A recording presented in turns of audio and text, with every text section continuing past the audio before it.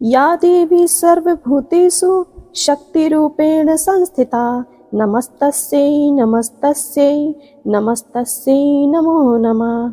जय माता दी श्रोताओं, आज आप श्रवण करेंगे दुर्गा सप्तशती के दूसरे अध्याय की कथा। श्रोताओं, आपसे अनुरोध है, अध्याय को पूरा अवश्य सुनें। माता रानी आप सब पर कृपा करें, आप सभी का जीवन मंगलमय हो। तो चलिए श्रवण करते हैं दूसरे अध्याय की कथा। देवताओं के तेज से देवी का प्रादुर्भाव और महिषासुर की सेना का वध।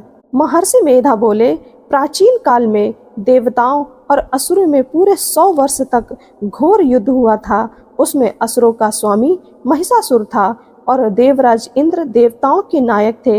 इस युद्ध में देवताओं की सेना परास्त हो गई थी और इस प्रकार संपूर्ण देवताओं को जीतकर महिषासुर इंद्र बन बैठा था। युद्ध के पश्चात हारे हुए देवता प्रजापति श्री ब्रह्मा को साथ लेकर उस स्थान पर पहुंचे जहां पर भगवान शंकर और श्री हरि विष्णु विराजमान थे। देवताओं ने अपनी हार का सारा वृत्तांत भगवान श्री हरि और शंकर जी से कह सुनाया। वे कहने लगे, हे प्रभु, महिषासुर सूर्य, इंद्र, अग्नि, वायु, चंद्रमा, यम, वरुण तथा अन्य देवताओं के सारे अधिकार छीनकर सबका अधिष्ठाता स्वयं बन बैठा है। उसने समस्त देवताओं को स्वर्ग से निकाल दिया है। वे मनुष्यों की तरह पृथ्वी पर विचर रहे हैं। दैत्यों की सारी करतूत हमने आपको सुना दी है और आपकी शरण में इसलिए आए हैं कि आप उनके वध का कोई उपाय सोचें। देवताओं की बातें सुनकर भगवान श्री हरि और शंकर जी को दैत्यों पर बड़ा क्रोध आया। उनकी भौहें तन गईं और आंखें लाल हो गईं। गुस्से में भरे हुए भगवान विष्णु के मुख से एक महान तेज निकला और उसी प्रकार का तेज भगवान शंकर और ब्रह्मा और इंद्र आदि दूसरे देवताओं के शरीर से प्रकट हुआ। फिर वह सारा तेज मिलकर एक हो गया और तेज का पुंज ऐसे दिखाई देता था जैसे कि जाज्वल्यमान पर्वत हो। देवताओं ने देखा कि उस पुंज की ज्वाला चारों ओर फैली हुई थी और देवताओं के शरीर से प्रकट हुए उस तेज की किसी अन्य तेज से तुलना नहीं हो सकती थी।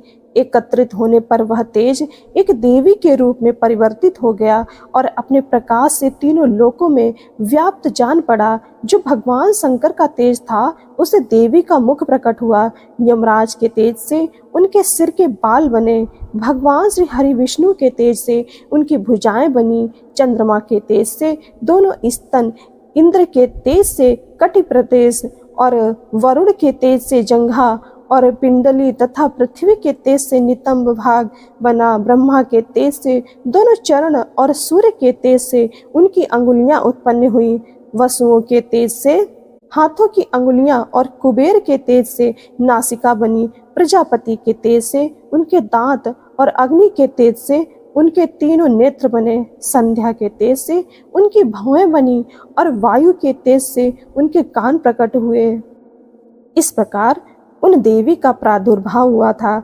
महिषासुर से पराजित देवता उस देवी को देखकर अत्यंत प्रसन्न हुए। भगवान शंकर ने अपने त्रिशूल में से एक त्रिशूल निकालकर उस देवी को दिया और भगवान विष्णु ने अपने चक्र में से एक चक्र निकालकर उन्हें अर्पित किया। वरुण ने देवी को शंख भेंट किया। अग्नि ने उन्हें शक्ति दी। वायु ने उन्हें धनुष और बाण दिए। सहस्त्र नेत्रों वाले श्री देवराज इंद्र ने अपने वज्र से उत्पन्न करके वज्र दिया और ऐरावत हाथी से एक घंटा उतारकर देवी को भेंट किया। यमराज ने उन्हें काल दंड में से एक दंड दिया। वरुण ने उन्हें पास दिया। प्रजापति ने स्फटिक की माला दी और ब्रह्मा जी ने उन्हें कमंडल दिया। सूर्य ने देवी के समस्त रोमों में अपनी किरणों का तेज भर दिया। काल ने उन्हें चमकती हुई ढाल और तलवार दी तथा क्षीर सागर ने उज्जवल हार और दिव्य वस्त्र उन्हें भेंट किए। उनके साथ ही उसने दिव्य चूड़ामणि, 2 कुंडल, कड़े, उज्जवल अर्धचंद्र, बाहों के लिए बाजूबंद, चरणों के लिए नूपुर, गले के लिए सुंदर हसली और अंगुलियों के लिए रत्नों की बनी हुई अंगूठियां उन्हें दी। विश्वकर्मा ने उनको फरसा दिया और उनके साथ ही अनेक प्रकार के अस्त्र और अभेद कवच दिए और इसके अतिरिक्त उसने उन्हें कभी ना कुम्हलाने वाले सुंदर कमलों की मालाएं भेंट की। समुद्र ने सुंदर कमल का फूल भेंट किया। हिमालय ने सवारी के लिए सिंह और तरह तरह के रत्न देवी को भेंट में दिए। यक्षराज कुबेर ने मधु से भरा हुआ पात्र और शेषनाग ने उन्हें बहुमूल्य मणियों से विभूषित नागहार भेंट किया।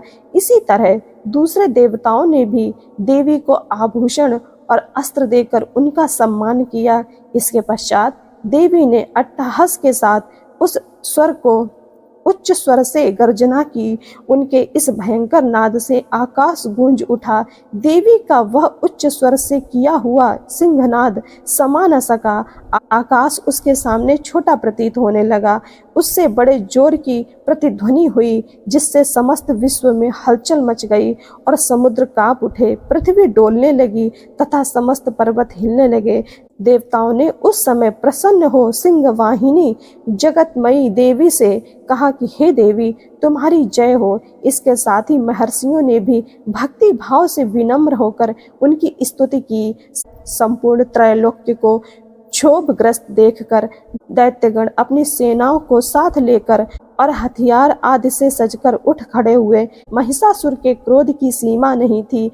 उसने क्रोध में भरकर कहा कि यह सब क्या उत्पात है। फिर वह अपनी सेना के साथ उस ओर दौड़ा जिस ओर से भयंकर नाद का शब्द सुनाई दिया था, और आगे पहुंचकर उसने देवी को देखा तो अपनी प्रभा से तीनों लोकों को प्रकाशित कर रही थी।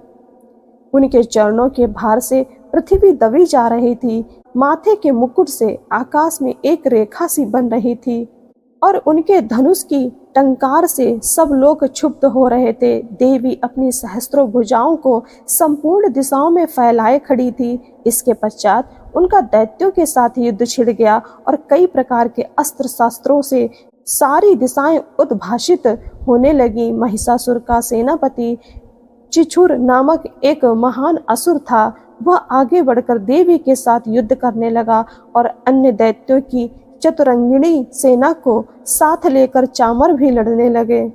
60,000 महारथियों के साथ आकर उदग्र नामक महादैत्य युद्ध करने लगा और महाहनु नामक असुर ने 1 करोड़ रथियों को साथ लेकर तथा आशिलोमा नामक असुर ने 5 करोड़ सैनिकों को साथ लेकर युद्ध किया।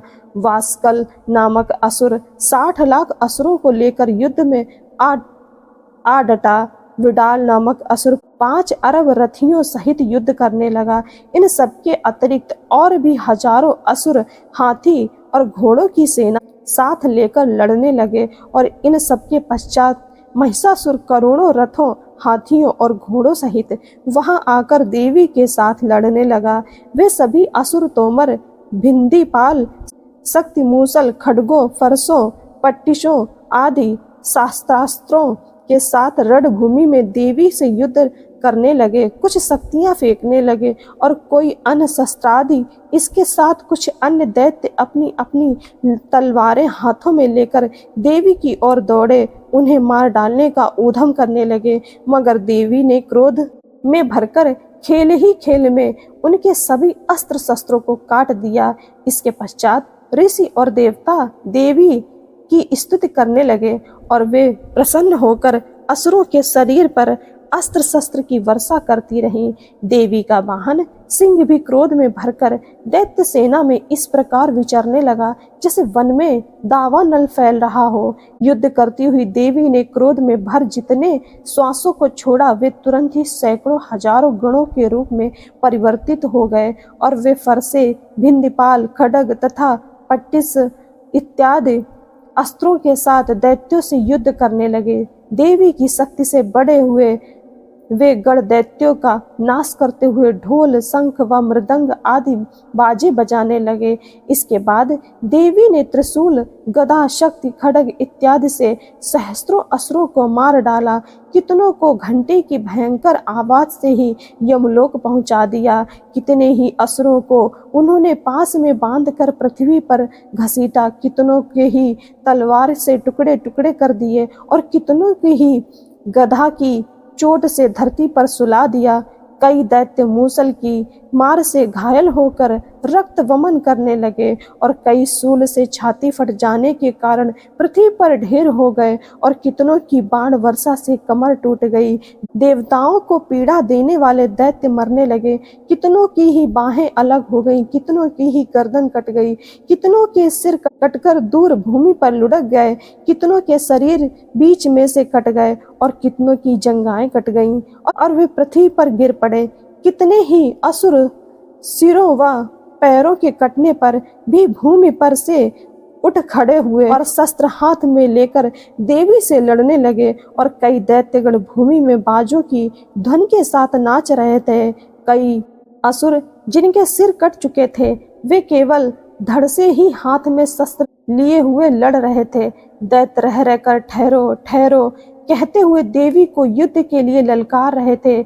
जहाँ यह घोर संग्राम हुआ था वहाँ की भूमि रथ, हाथी, घोड़े और असुरों की लाशों से भर गई थी और अत्यधिक मात्रा में रक्तपात होने के कारण रुधिर की नदियां बह रही थी। और इस तरह देवी ने असुरों की विशाल सेना को क्षण भर में इस तरह से नष्ट कर डाला जैसे तृण और काष्ठ के बड़े ढेर को अग्नि नष्ट कर डालती है। और देवी का सिंह भी गर्दन के बालों को हिलाता हुआ और जोर जोर से शब्द करता हुआ असुरों के शरीरों से मानो उनके प्राणों को ढूंढ रहा था। वहां देवी के गणों ने भी जब दैत्यों के साथ युद्ध किया तो देवताओं ने प्रसन्न होकर आकाश से उन पर पुष्प वर्षा की। श्रोताओं, आपने श्रवण किया दुर्गा सप्तशती से दूसरे अध्याय की कथा। तीसरे अध्याय की कथा तीसरे अध्याय में सुनना। आप सब पर माता रानी की कृपा बनी रहे, आप सभी का जीवन मंगलमय हो। जय माता दी।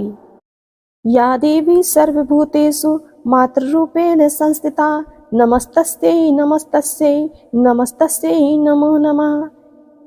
जय माता दी फ्रेंड्स, आज आप सुनेंगे दुर्गा सप्तशती से तीसरे अध्याय की कथा। आपसे अनुरोध है अध्याय को पूरा अवश्य सुनिएगा। आप सभी पर माता रानी की कृपा बनी रहे, आप सभी का जीवन मंगलमय हो। जय माता दी। सेनापतियों सहित महिषासुर का वध। महर्षि मेधा ने कहा, असुरों की सेना नष्ट होती देखकर उस सेना का सेनापति छिचुर क्रोध में भर देवी के साथ युद्ध करने के लिए आगे बढ़ा। वह देवी पर इस प्रकार बाणों की वर्षा करने लगा मानो सुमेरु पर्वत पर बादल पानी की धार बरसा रहे हों। तब देवी ने अपने बाणों से उसके बाणों को काट डाला तथा उसके घोड़ों व सारथी को मार दिया। साथ ही उसके धनुष और उसकी अत्यंत ऊंची ध्वजा को भी काट कर नीचे गिरा दिया। उसका धनुष काटने के पश्चात उसके शरीर के अंगों को भी देवी ने अपने बाणों से भींद दिया। धनुष, रथ, घोड़ों और सारथी के नष्ट हो जाने पर वह असुर ढाल और तलवार लेकर देवी की तरफ दौड़ा। उसने अपनी तीक्ष्ण धार वाली तलवार से देवी के सिंह के मस्तक पर प्रहार किया और बड़े वेग से देवी की बाईं भुजा पर वार किया, किंतु देवी की बाईं भुजा को छूते ही उस दैत्य की तलवार के 2 टुकड़े हो गए। इस पर दैत्य ने क्रोध में भरकर शूल हाथ में ले लिया और उसे भद्रकाली देवी की ओर फेंका। देवी की ओर आता हुआ वह शूल आकाश से गिरते हुए सूर्य के समान प्रज्वलित हो उठा। उस शूल को अपनी ओर आते हुए देखकर देवी ने भी शूल छोड़ा और राक्षस के शूल के 100 टुकड़े कर दिए और साथ ही महिषासुर छिछुर के प्राण भी हर लिए। छिछुर के मरने पर देवताओं को पीड़ित करने वाला चामर नामक दैत्य हाथी पर सवार होकर देवी से लड़ने के लिए आया और उसने आते ही शक्ति से प्रहार किया, किंतु देवी ने अपनी हुंकार से ही उसे तोड़कर पृथ्वी पर गिरा दिया। शक्ति को टूटा हुआ देखकर दैत्य ने क्रोध होकर शूल चलाया, किंतु देवी ने उसको भी अपने बाणों से काट दिया। इतने में ही देवी का सिंह उछलकर हाथी के मस्तक पर सवार हो गया और दैत्य के साथ बहुत ही तीव्र युद्ध करने लगा। फिर वे दोनों लड़ते हुए हाथी पर से पृथ्वी पर आ गिरे और दोनों बड़े क्रोध में भरकर लड़ने लगे। फिर सिंह बड़े वेग से आकाश की ओर उछला। जब पृथ्वी की ओर आया तो उसने अपने पंजों से चामर का सिर धड़ से अलग कर दिया। क्रोध में भरी हुई देवी ने शिला और वृक्ष आदि के प्रहारों से उदग्र को भी मार दिया। कराल को दांतों मुक्कों और थप्पड़ों की चोटों से धराशायी कर दिया। क्रोध में भरी देवी ने गदा के प्रहार से उद्दत दैत्य को मार गिराया। भिंदीपाल से वाष्कल को और बाणों से ताम्र तथा अंधक को मौत के घाट उतार दिया। 3 नेत्रों वाली परमेश्वरी ने त्रिशूल से उग्रास्य, उग्रवीर और महाहनु नामक राक्षसों को मार गिराया। उन्होंने अपनी तलवार से विडाल नामक दैत्य का सिर काट गिराया तथा अपने बाणों से दुर्धर और दुर्मुख राक्षसों को यमलोक पहुंचा दिया। इस प्रकार जब महिषासुर ने देखा कि देवी ने मेरी सेना को नष्ट कर दिया है, तो वह भैंसों का रूप धारण कर देवी के गणों को दुख देने लगा। उन गणों में कुछ को उसने मुख के प्रहार से, किन्हीं को खुरों के वार से, कितनों को पूंछ की चोट से, कुछ को सींगों से, बहुतों को दौड़ाने के वेग से, अनेकों को सिंहनाद से, कुछ को चक्कर देकर और कितनों ही को श्वास वायु के झोंकों से धराशाही कर दिया। वह दैत्य इस प्रकार गणों की सेना को गिराकर देवी के सिंह को मारने के लिए दौड़ा। उस पर देवी जगदम्बा को बड़ा क्रोध आया। उधर दैत्य भी क्रोध में भरकर धरती को खुरों से खोदने लगा और सींगों से पर्वतों को उखाड़ उखाड़ कर धरती पर फेंकने लगा और गर्जने करने लगा। महिषासुर के वेग से चक्कर देने के कारण पृथ्वी क्षुब्ध होकर फटने लगी। उसकी पूंछ से टकराकर समुद्र चारों ओर फैलने लगा। हिलते हुए सींगों के आघात से बादल खंड खंड हो गए और श्वास के प्रचंड वेग से उड़े हुए पर्वत आकाश से गिरने लगे। इस तरह क्रोध में भरे हुए राक्षस को अपनी ओर आते हुए देख देवी चंडिका उसको मारने के लिए क्रोध में भर गई। देवी ने पास फेंक कर दैत्य को बांध लिया और उसने बंध जाने पर भैंसों का रूप त्याग दिया और सिंह का रूप बना लिया। ज्यों ही देवी उसका सिर काटने के लिए तैयार हुई, वैसे ही उसने पुरुष का रूप बना लिया जो हाथ में तलवार लिए हुए था। देवी ने तुरंत ही अपने बाणों से उस पुरुष को उसकी तलवार ढाल सहित भींद डाला। इसके पश्चात वह हाथी के रूप में दिखाई देने लगा और अपनी लंबी सूंड से देवी के विशाल सिंह को खींचने लगा तथा गर्जने करने लगा। देवी ने अपनी तलवार से उसकी लंबी सूंड काट डाली।